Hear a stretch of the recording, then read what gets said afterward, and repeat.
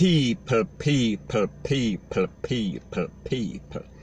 Que pasa, sakpa, say what they do. Now people, they say when it rains and it pours, and it seems like the BUSTA Children's Hospital has been in the news for all the bad reasons, all the wrong reasons. Because remember the other day there was some controversy as it pertains to Shaggy and the BUSTA Children's Hospital and the government and HAITI and Lele. Well, guess what? The BUSTA Hospital is back in the news once again for all the wrong reasons. And this is because there was a little dispute, a little conflict with a doctor and a PNP counselor. I am speaking about a PNP counselor and her name is Kari Douglas. She is a politician for the PNP, like me said. So apparently what happened, she brought her daughter to the hospital. Now when I hear say a politician bring their picnic to a hospital, I am speaking about a public hospital. There must have been something definitely wrong, and people don't get it twisted, don't get it misconstrued. BUSTA Children's Hospital is one of the better hospitals in a Jamaica, private or public. So my point is this. Maybe the private hospitals were closed at the time and she did not have access to those hospitals. So therefore she was left with no choice. So anyway, like me say, she brought her picnic in. Apparently the picnic had a little fever, flu, HAITI and Lele. And she was there and she kind of got upset. And people, I don't know the specifics, but maybe her maternal instincts kicked in when she saw that her picnic was in a little pain or suffering from a fever or flu or whatever the case is. So she went to the doctor and she went in the room with the doctor and she closed the door. And this doctor's name is Dr. Judith Francis Bogle. And she closed the door and basically confronted the doctor. Now people, let me ask you a question. If you know anything about Jamaica and you know anything about the public hospital and their system, when you go there, it is an all-day thing. It does not matter who you are. So my point is this. Apparently Mrs. Kari Douglas thought that she had priority because of the fact that she is uptown and the fact that she is a PNP and the fact that Jamaica is run by classism. I don't know what it is. But people, this speaks to the fundamental problem about people in Jamaica with this classist thing. They think that they are above the law. They think that they are priority. They think that because they live uptown, it's supposed to be a different rules, different law, different regulation for them. But obviously we see in this case, she learned the hard way. She realized that everybody is treated like FILTH in the system of Jamaica, point blank and period. Now the truth and the fact is that when we think about Jamaica Hospital, specifically the public hospital, we have to understand that it is a whole day thing. Whenever you go there, more than likely the chances are, the probability are that you might pass away waiting in line. So people, when we see this person go there now and she act up, she have to remember this is what poor persons face in a Jamaica on a daily basis. This has been going on for decades, years, months, days, HAITI and Lele.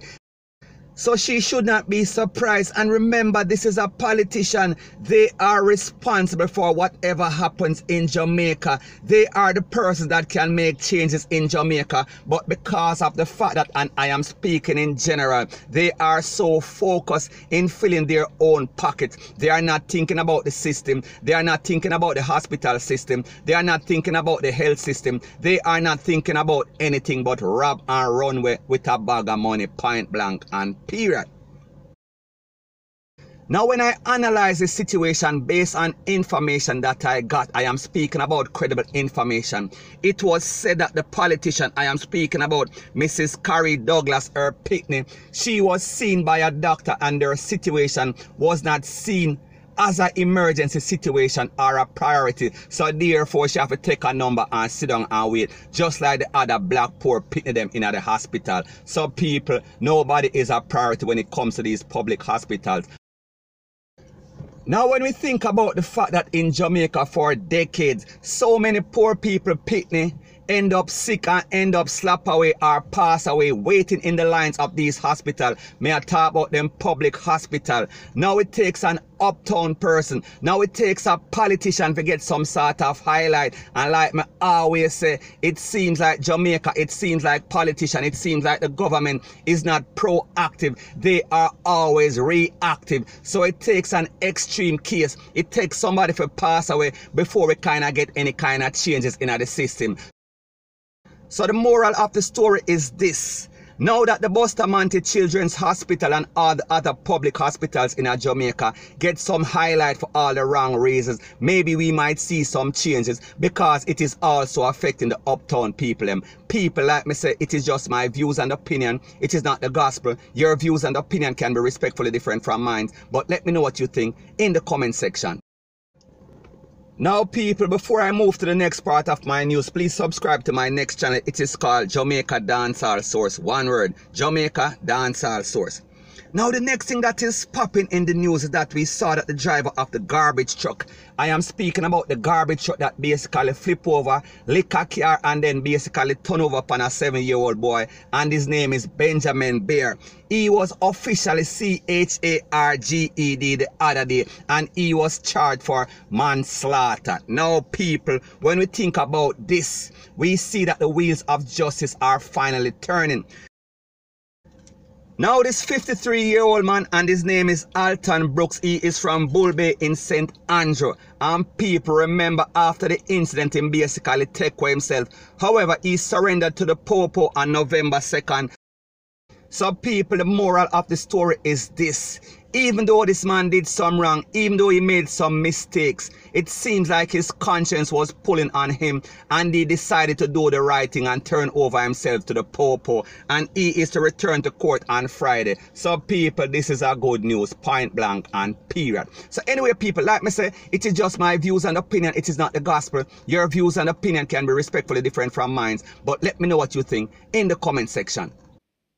Now the next thing that is popping in the news is that we see that there's a video circulating on social media, and according to certain persons, certain vloggers, Rete and Lele, it is said to be of a most wanted man from Jamaica. We are speaking about one of Montego Bay's most wanted.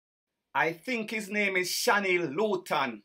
So anyway, according to this video that is circulating, people are claiming that he was involved in the GUNS for DRUGS trade. And he basically crossed some persons in Haiti and they basically got some REVENGE. Now people, we have to understand that we live in an information age. That means that somebody that is as notorious as that, if something actually happened to him, we would have heard on one of those credible sources. We are speaking about CNN, we are talking about TVJ, we are talking about CVM. We would not have to leave it up to some blogger to come with some information. And people, the truth and the fact is that based on what the Popo said before, they have also heard the rumors. They have heard that this man actually got slapped away in Haiti because of the same GUNS for DRUGS trade. But they cannot verify. They are waiting on DNA. Some people, like I've always said, this is social media, and because this is social media, most of what you hear on social media will be false news. A lot of people like to do stuff or say stuff just to sensationalize an event because it leads to more views. And people don't get it twisted, don't get it misconstrued. Sometimes as bloggers we get misinformation, but we live in an information age. And if one of Jamaica's, one of Montego Bay's most WANTED was slapped away in such a brutal way, we would have heard from the authorities. Somebody would have come out and said something point blank and period.